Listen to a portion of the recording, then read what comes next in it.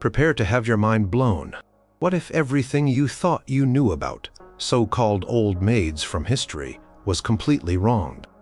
Did you know that some unmarried women in past centuries actually controlled vast fortunes and businesses? Or that many of them chose their single status, not because they were unwanted, but because they craved independence and purpose beyond marriage?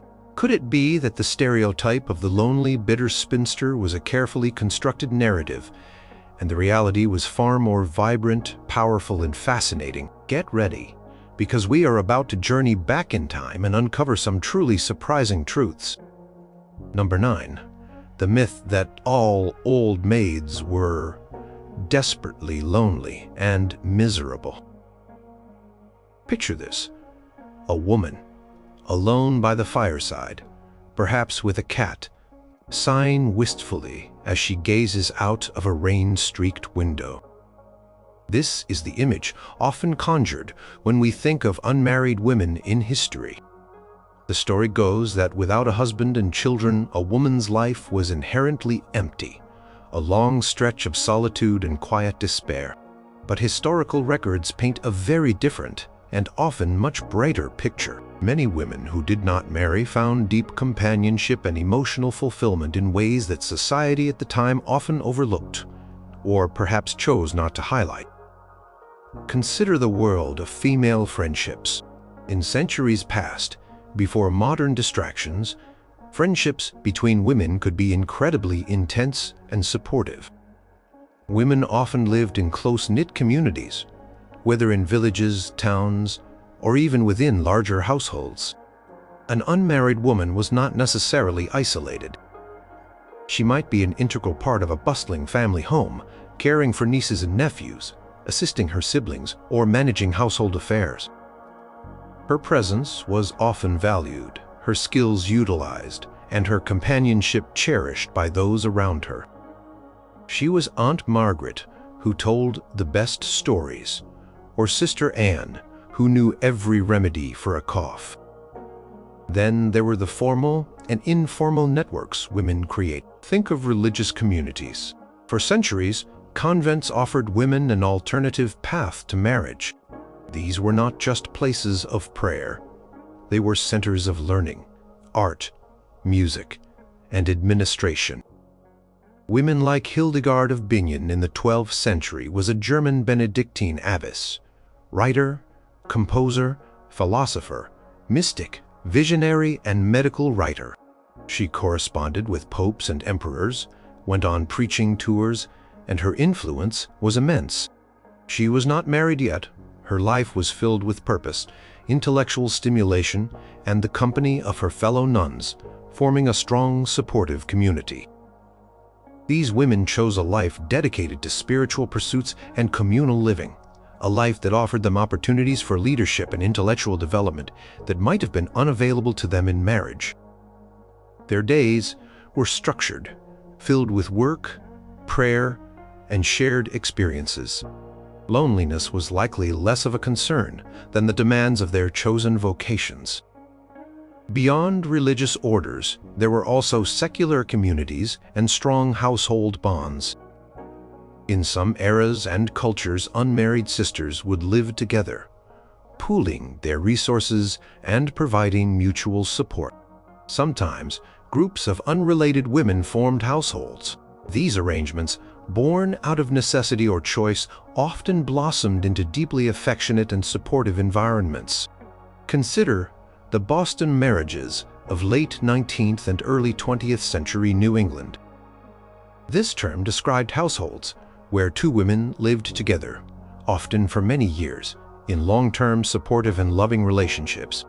While the exact nature of these relationships varied, they provided companionship and emotional intimacy that clearly countered the idea of the isolated spinster. Women like Sarah Orne Jewett, a celebrated author, and Annie Adams Fields, a writer and philanthropist, shared such a life for decades. Their home was a vibrant literary salon, full of intellectual exchange and warm friendship. Furthermore, Many unmarried women dedicated their lives to causes and professions that brought them into constant contact with others and gave them a profound sense of purpose. Think of the pioneering nurses, teachers, social reformers, and writers who were single. Florence Nightingale, though she received marriage proposals, chose to dedicate her life to revolutionizing nursing. Her work brought her into contact with countless individuals, from wounded soldiers to government officials. Her life was demanding, challenging, and profoundly a fee, hardly the mark of a miserable, isolated existence. Jane Austen, who never married, created worlds filled with vibrant social interaction, drawing from her own experiences within her family and social circle. Her letters reveal a life rich in familial affection, witty observation, and literary endeavor. She was deeply connected to her sister Cassandra, who also remained unmarried, and their bond was a source of great comfort and companionship for both. Even in less prominent roles, unmarried women often became central figures in their communities. They were the trusted caregivers, the skilled artisans, the keepers of local lore. Their homes might be hubs of activity, places where neighbors gathered for help or a friendly chat. The idea that a life without a husband automatically equated to a life without love, connection, or joy simply does not hold up when we look at the diverse experiences of unmarried women throughout history. They formed bonds, pursued passions, and built meaningful lives, often with a richness and complexity that the stereotype entirely fails to capture. Their happiness was not necessarily dependent on a marital relationship, but on a wider tapestry of human connection, purpose, and personal fulfillment. Number 8. The myth that old maids were always unwanted or unattractive. The popular narrative often paints unmarried women of the past as those who were simply left on the shelf, implying they were not chosen by men due to a lack of beauty, charm, or desirable qualities. This myth suggests that every woman's primary goal was marriage, and failing to achieve it was a personal failure, a reflection of her inadequacy. However, historical evidence reveals a much more nuanced reality. Many women remained unmarried by choice, for a multitude of reasons that had little to do with their attractiveness or desirability to men. Some women, in fact, turned down multiple marriage proposals. One of the most famous examples is Queen Elizabeth I of England. She was courted by some of the most powerful princes and nobles in Europe. Her reasons for remaining unmarried were complex and largely political. She famously said she was married to her kingdom. Her decision was a strategic one, allowing her to maintain authority and navigate the treacherous waters of European politics without being beholden to a foreign spouse or a powerful English nobleman's family. Her looks and charm were well documented by contemporaries. She was certainly not unwanted. Her choice demonstrated that for some women, particularly those with power or ambition, marriage could be seen as a limitation rather than a goal.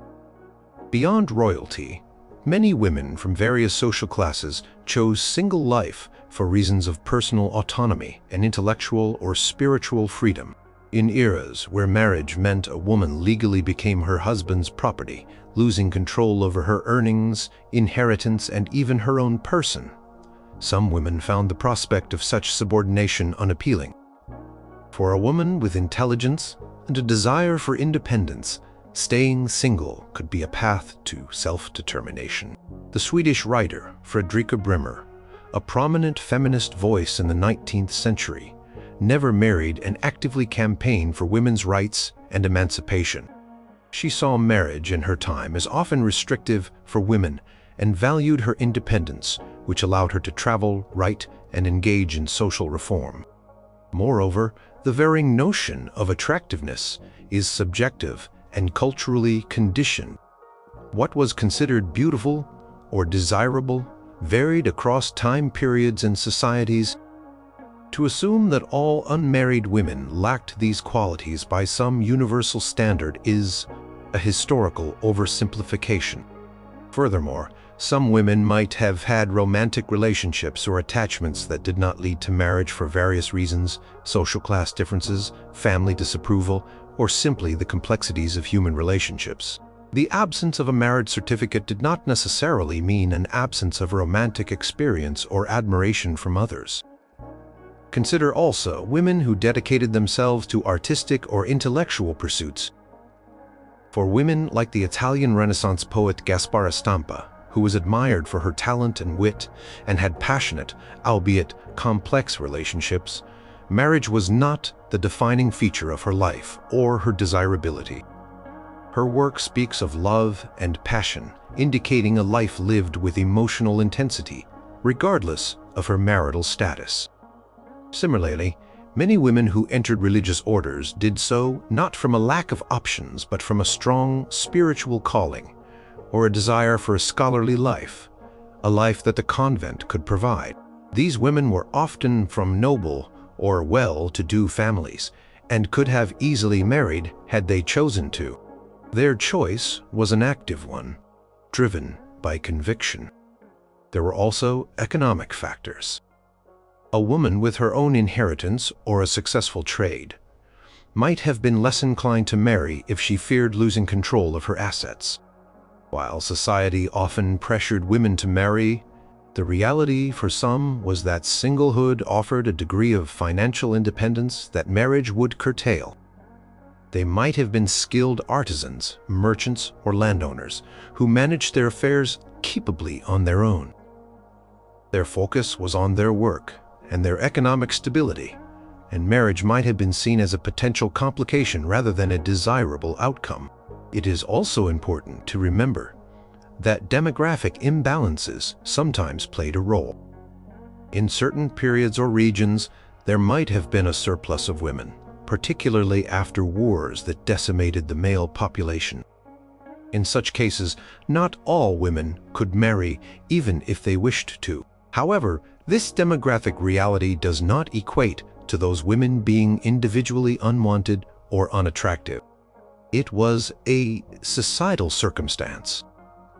Many of these women went on to lead productive lives, contributing to their communities in various ways. The assumption that every single woman was pining for a proposal she never received ignores the agency, choices, and varied circumstances of women in the past. Many were desired, many had options, and many simply chose a different path. Number 7. The myth that old maids were always poor and dependent. The stereotype of the poor relation, spinster, dependent on the charity of her family, is a persistent one. It suggests that without a husband to provide for them, unmarried women were inevitably destined for a life of financial hardship and reliance on others. While it is true that economic opportunities for women were often limited in the past, and many unmarried women did face financial struggles, it is far from accurate to say they were always poor and dependent. History is filled with examples of single women who achieved financial independence, managed wealth, and even ran successful businesses. For women of the upper classes, inheritance laws, while often favoring male heirs, did sometimes allow for daughters to inherit property and wealth, especially if there were no male siblings. A single woman who inherited land, a business, or a significant sum of money could manage her own affairs. Wills and legal documents from various historical periods show unmarried women controlling considerable assets. These women might employ stewards to manage their estates, invest their money, or engage in trade. They were not necessarily dependent on male relatives, though they might consult them for advice. Lady Anne Clifford in 17th century England, though widowed later in life, spent many years fighting for her inheritance rights and, once secured, became a formidable landowner and builder, overseeing extensive restorations of her castles. Her story demonstrates the determination and capability of women to manage significant wealth. In the burgeoning merchant classes, particularly from the medieval period onwards, single women and widows were often actively involved in commerce. Guild records in some European cities show women as members, practicing trades such as brewing, baking, weaving, and bookselling. A single woman who inherited her father's or brother's workshop or who had the capital to start her own enterprise could become a respected business owner. She would manage apprentices, deal with suppliers, and sell her goods in the marketplace. The economic independence these activities provided was significant. Consider the beguines of medieval Northern Europe. These were lay religious women who did not take formal vows but lived in communities supporting themselves through activities like spinning, weaving, nursing, and teaching. Many beguinages became economically prosperous and self-sufficient entities, run by women for women. Even for women of more modest means, skills could provide a livelihood. Spinners, seamstresses, lace makers, midwives, and governesses were common occupations for unmarried women. While the pay might not have always been high, it offered a degree of self-sufficiency. Jane Austen's own income, for instance, came from her writing, allowing her a measure of financial independence, albeit a modest one by the standards of her gentry background. Her success, however, was exceptional. Countless other women used their skills to earn a living, however humble. A skilled midwife in a village would have been a respected and essential member of the community, her services paid for.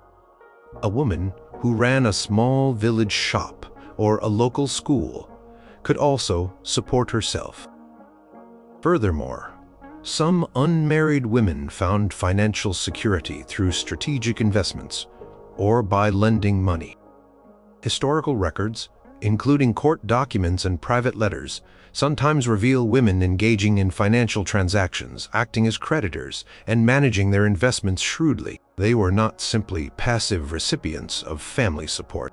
They were active economic agents. The idea of dependence also needs to be nuanced. While some unmarried women did live with relatives, this was not always a one-way street of dependence.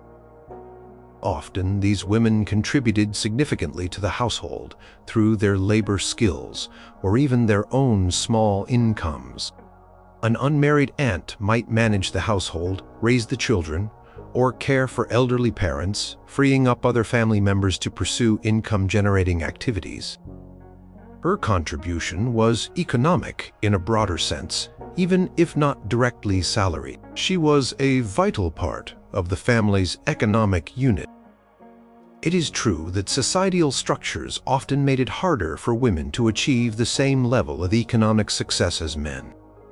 Legal restrictions limited access to education and training in certain fields, and social expectations all played a role.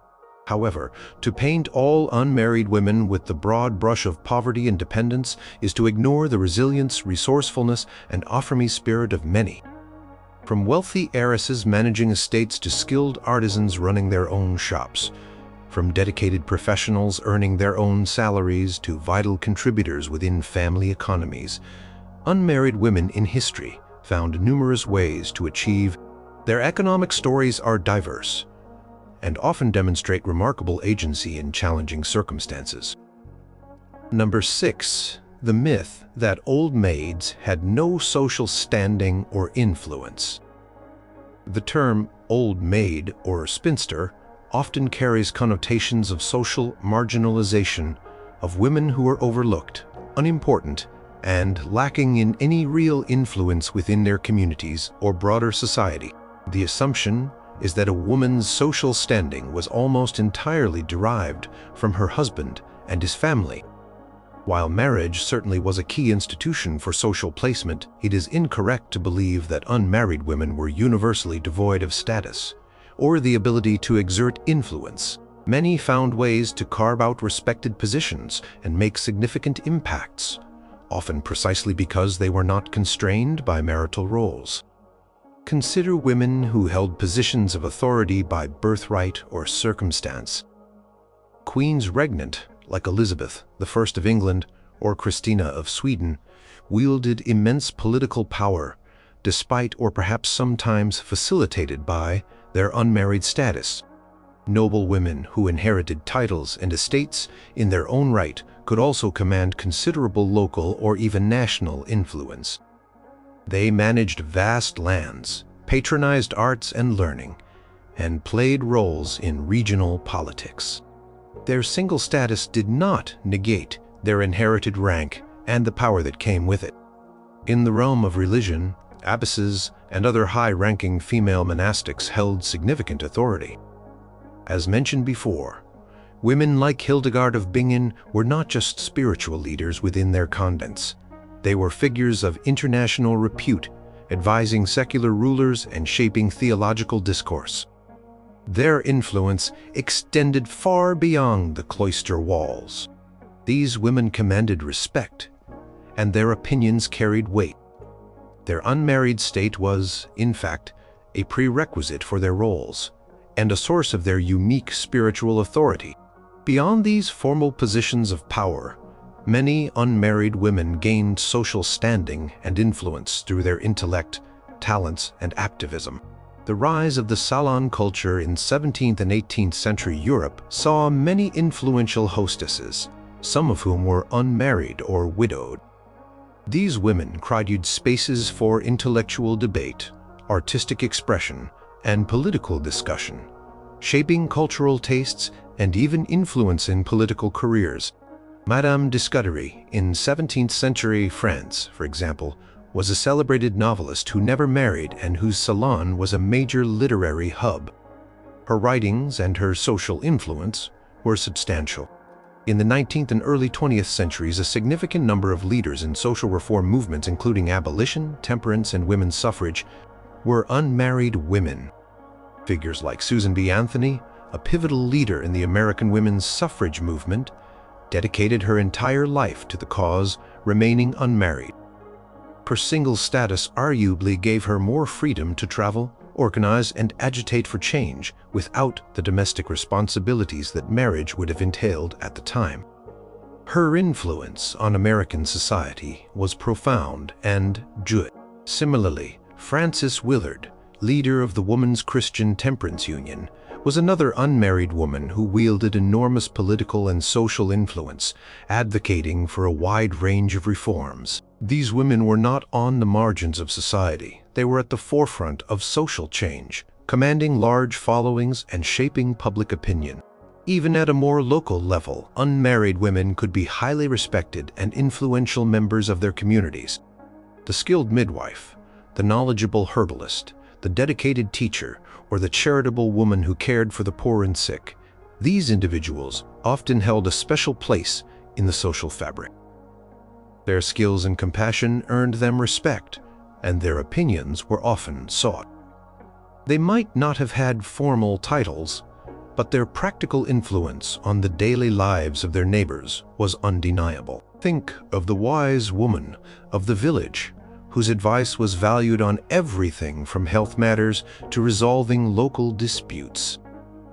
Furthermore, authorship provided a path to influence for some unmarried women.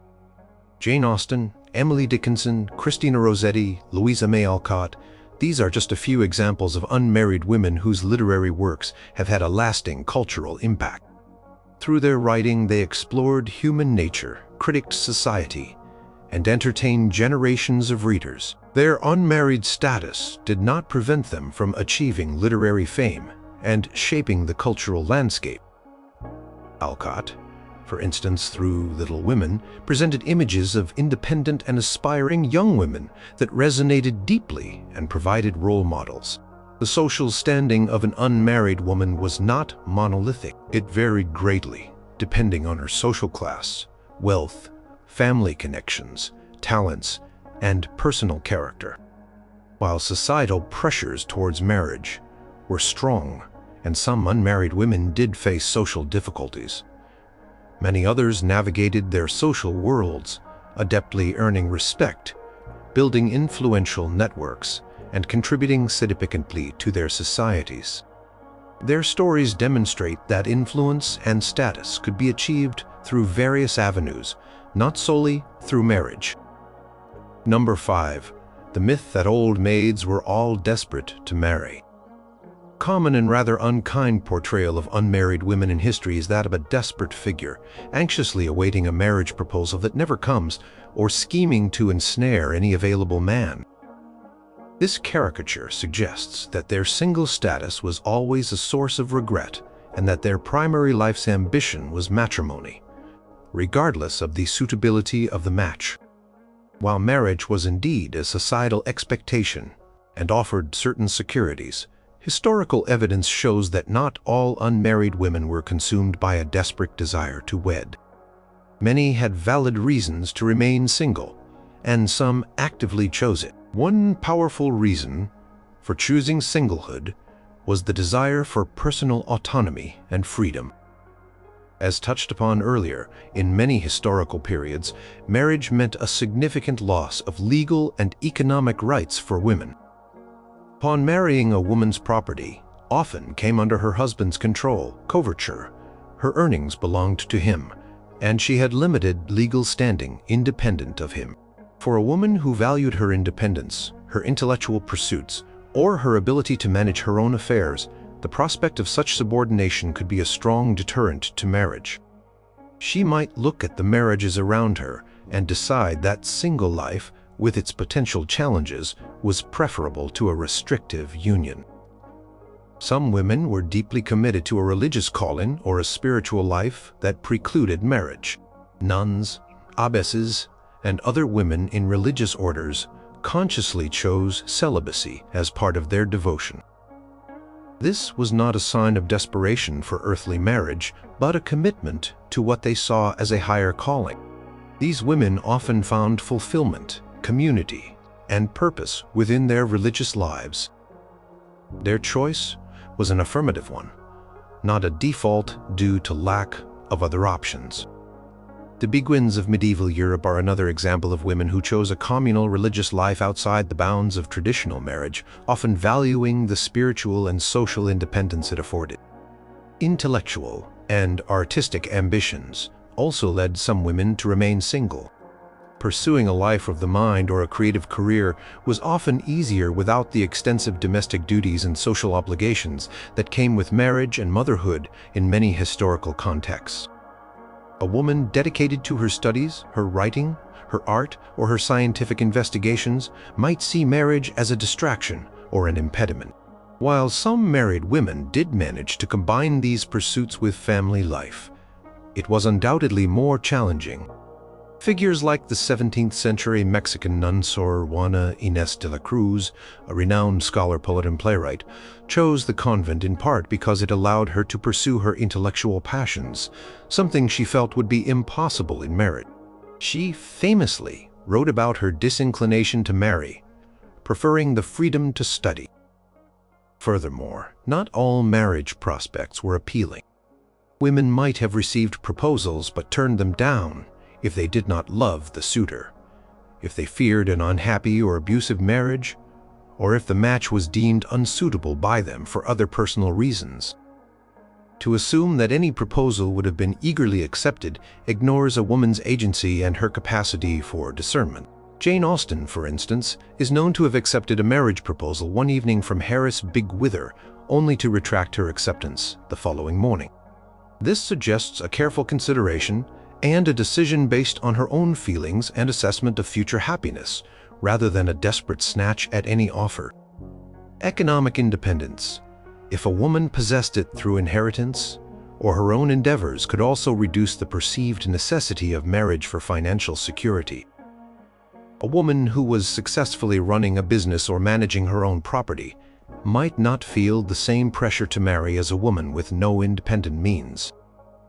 She might value the control she had over her own finances and be unwilling to cede it to a husband. It is also important to consider that some women may have had fulfilling romantic and emotional relationships outside the institution of marriage. While not always openly acknowledged by society, these connections could provide companionship and love, making the formal act of marrying less of an imperative. The concept of Boston marriages again comes to mind, where women formed committed long-term partnerships that offered emotional and domestic fulfillment without a male spouse. Of course, it would be inaccurate to claim that no unmarried woman ever wished to be married. Societal pressures were immense, and for many, marriage did represent companionship, social legitimacy, and economic stability. Some women undoubtedly longed for marriage, and were disappointed not to achieve it. However, the stereotype of the universally desperate spinster is a gross oversimplification. It erases the complex motivations, thoughtful choices, and diverse circumstances of countless women throughout history who, for a variety of reasons, remained unmarried, not out of desperation, but sometimes by deliberate decision or as a consequence of preponetizing other life goals. Number 4. The myth that old maids had no purpose or fulfillment in their lives. This particular myth suggests that a woman's life in the past only found its true meaning and purpose through marriage and motherhood.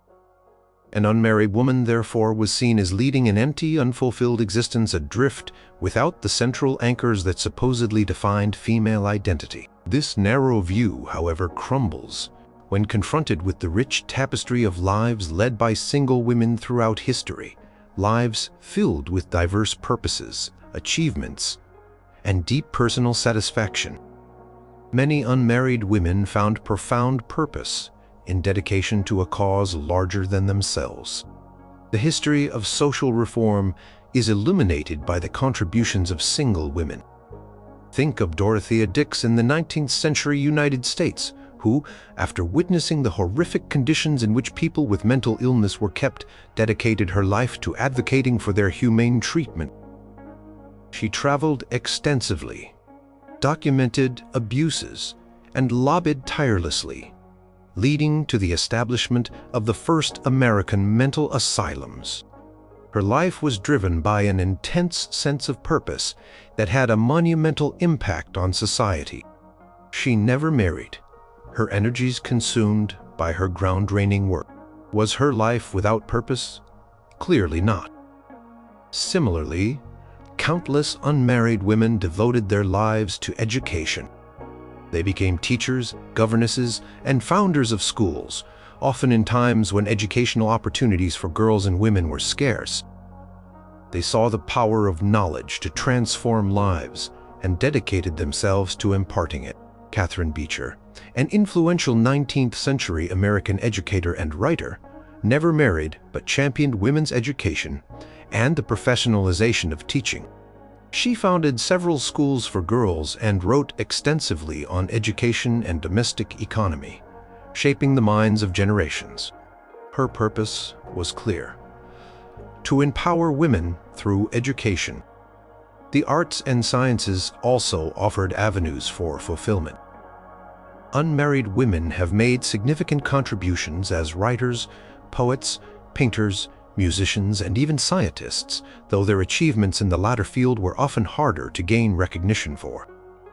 Emily Dickinson lived a famously reclusive life and never married, yet she produced a body of poetry so original and profound that it continues to inspire and move readers. Her purpose was found in her intense inner world and its poetic expression. Maria Sibylla Merian, a naturalist and scientific illustrator in the late 17th and early 18th centuries, undertook a groundbreaking expedition to Suriname to study insects, accompanied by her daughter. Though she had been married and later separated, her most significant scientific work was done as an independent woman, driven by her passion for entomology. Her detailed illustrations and observations were a major contribution to the field. Religious devotion, as previously discussed, provided a powerful sense of purpose for many. Women who entered convents or other religious communities dedicated their lives to prayer, service, scholarship, and communal living. Their fulfillment came from their spiritual commitment and the structured, purposeful life their orders provided. This was a path chosen by many, offering a sense of belonging and meaning outside of traditional family structures. Beyond these more public or professional roles, many unmarried women found purpose and fulfillment in their relationships with family and community. The role of the dedicated aunt, sister, or daughter was often crucial. These women provided care, support, and stability within their families. They might have been the ones who nursed sick relatives, helped raise nieces and nephews, managed households, or preserved family traditions. Their contributions, though often private and unsung, were vital and gave their lives immense meaning.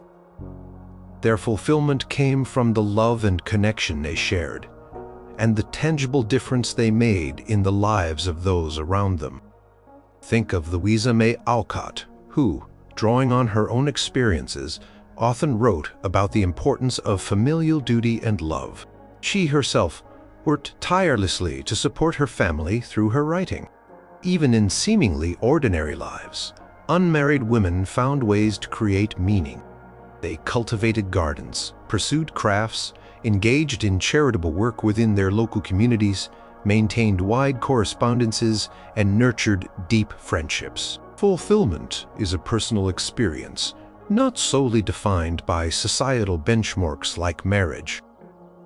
The historical record shows countless single women leading lives that were rich in experience, service, creativity, and connection. To assume their lives lacked purpose simply because they did not marry is to fundamentally misunderstand the diverse ways in which human beings find meaning and satisfaction. Their legacies, whether writ large in social reforms or quietly in the fabric of family and community, testify to the purposeful lives they led. Number 3.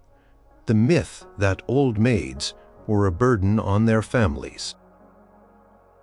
This myth paints a picture of the unmarried adult daughter or sister as a perpetual dependent, draining family resources and contributing little in return. It feeds into the idea that a woman only paid her way by marrying and forming a new family unit or by producing heirs for her natal family. However, a closer look at historical family structures and economics reveals that unmarried female relatives were often far from being mere burdens. In many cases, they were invaluable assets to their households and extended families. In an era before widespread institutional support for childcare, elder care, or health care, the family was the primary unit for these functions. Unmarried women frequently took on these essential caregiving roles. An unmarried aunt might be the primary garrulaire for her nieces and nephews, allowing her siblings to work or manage other responsibilities. She might run the household, oversee the education of the children, and provide a stable, loving presence. This was not a burden. It was a vital contribution to the family's well-being and functioning. Her labor had real economic and social value, even if it was unpaid. Similarly, unmarried daughters often became the primary caregivers for aging or infirm parents. In societies with limited options for elder care outside the home, this role was crucial. It was a demanding and often thankless task, but one that ensured parents were looked after in their declining years. This dedication freed up other family members, particularly sons who might be expected to continue a trade or manage an estate, from these day-to-day responsibilities. The spinster daughter in this context was upholding filial duty and providing an essential service beyond caregiving. Unmarried women contributed to the family economy in numerous other ways. In agricultural households, they participated in farm labor, tended gardens, raised poultry, dairy work, and preserved food. In artisan families, they might assist in the workshop, manage accounts, or sell goods. Their labor was integral to the family's economic survival and prosperity. The term spinster itself originally referred to a woman who spun thread or yarn, a common and economically important activity for women, married or unmarried. This skill contributed directly to the household's income or provided materials for clothing and trade. In wealthier families, an unmarried sister or aunt might take on the role of household manager, overseeing servants, planning menus, managing budgets, and organizing social events. These were complex administrative tasks that required skill and diligence. Her efficient management could save the family money and enhance its social standing. She was not a passive dependent, but an active administrator of the family's resources. Furthermore, some unmarried women brought income into the family through their own endeavors. However modest, a woman skilled in needlework, teaching, or music might earn money that supplemented the family income. If she had an inheritance, however small, it might be pooled with the family's resources. Jane Austen and her sister Cassandra, for example, lived with their mother after their father's death, and Jane's earnings from her novels, while not vast, contributed to their household. The idea of being a burden also fails to account for the emotional support and companionship that unmarried relatives provided. They were integral members of the family, sharing in its joys and sorrows, offering advice, and maintaining family connections. The presence of a loving aunt or sister could enrich the lives of all family members.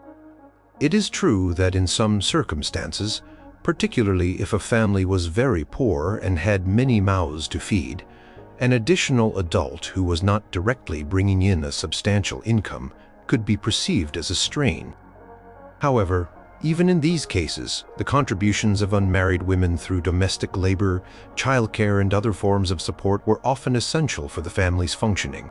The narrative of the burden often stems from a patriarchal perspective that devalued women's unpaid labor and saw marriage as the only way for a woman to achieve legitimate adult status and economic contribution. Historical realities show that unmarried women were frequently pillars of their families.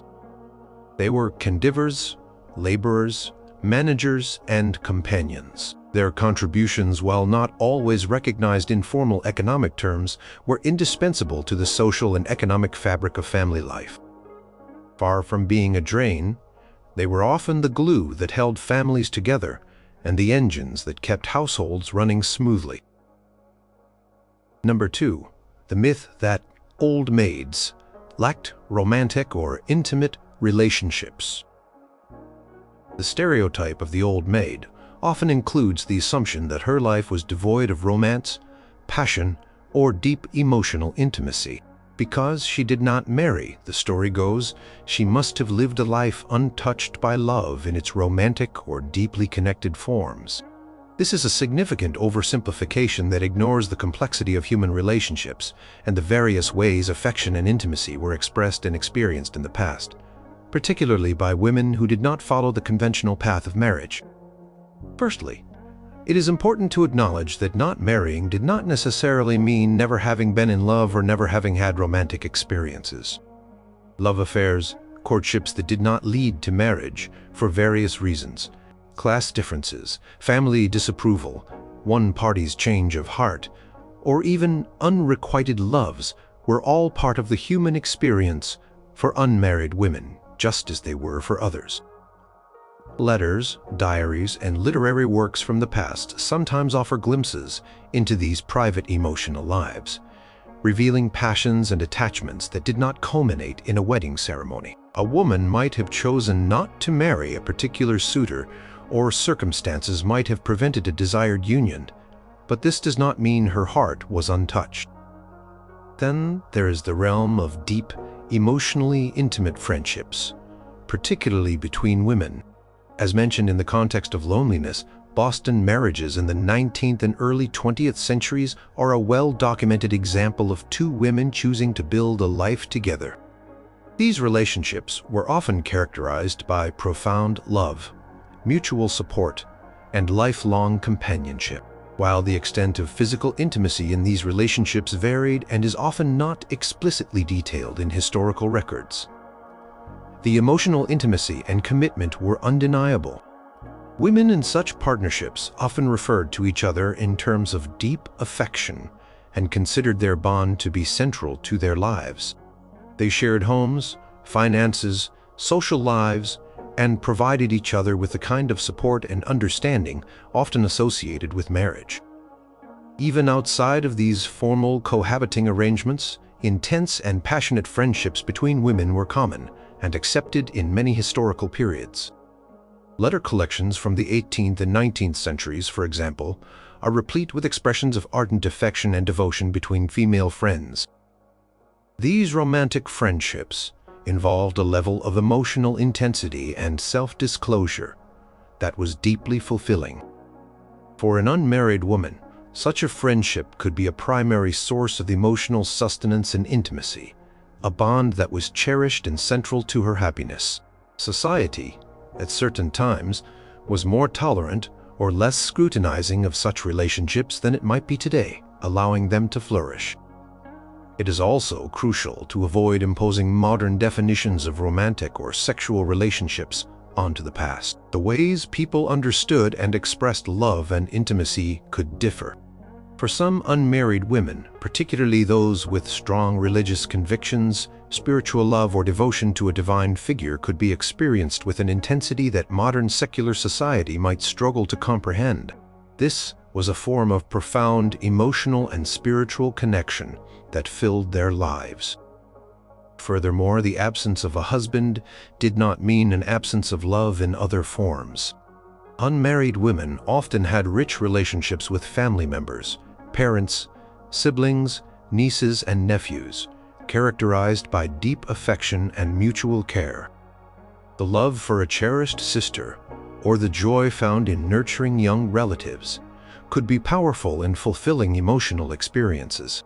These bonds provided a strong sense of belonging and connection.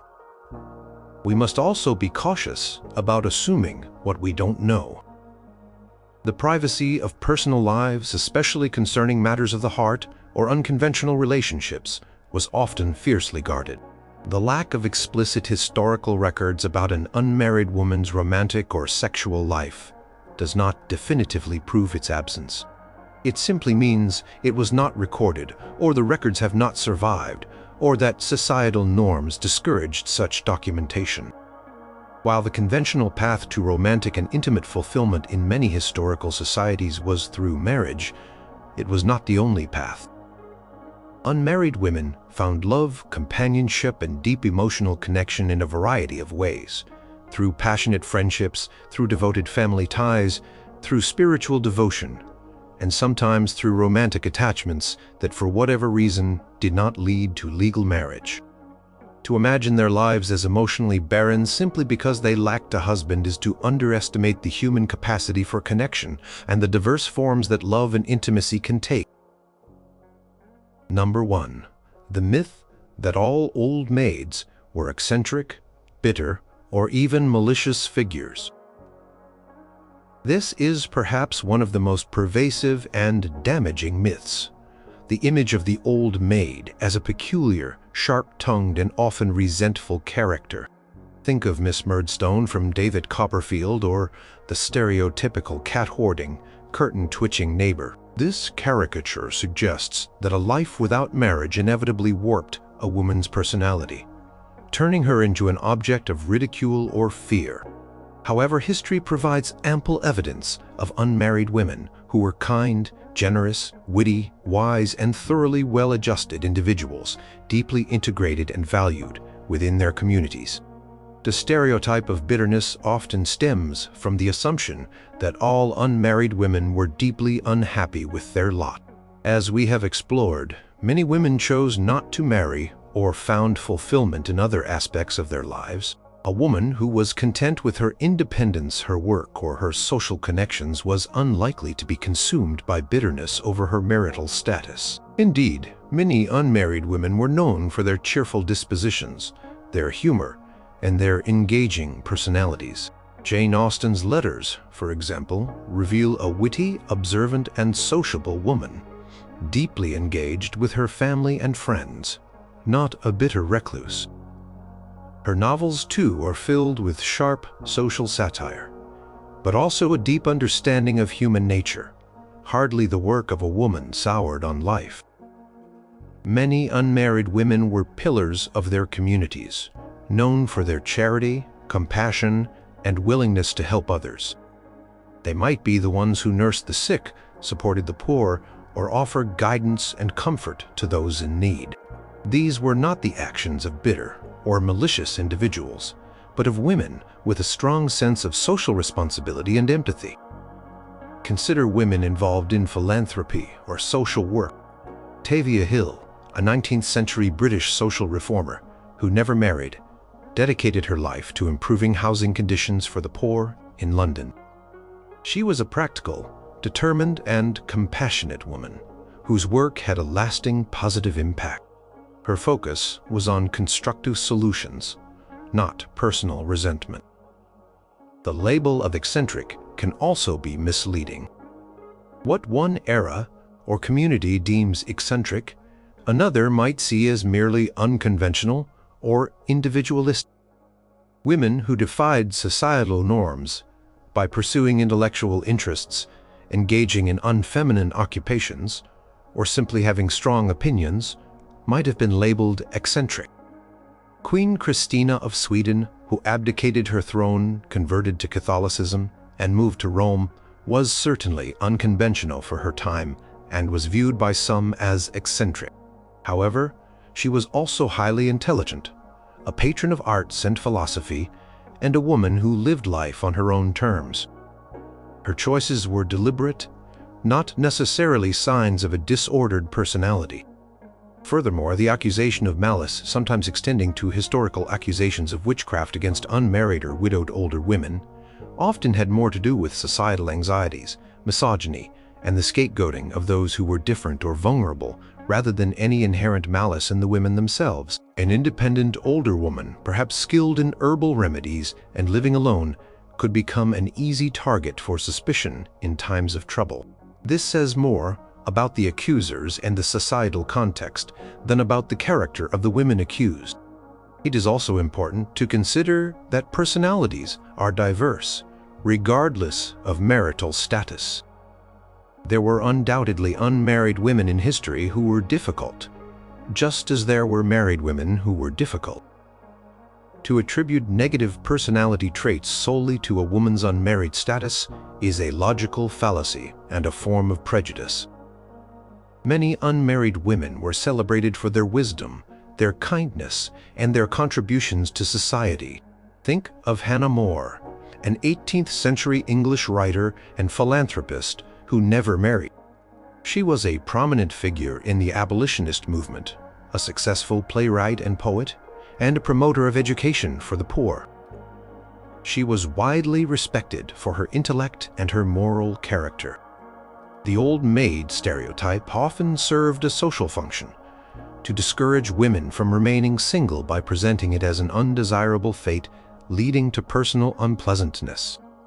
It reinforced the idea that a woman's value and happiness lay solely in marriage. However, the lived experiences of countless unmarried women throughout history defy this stereotype.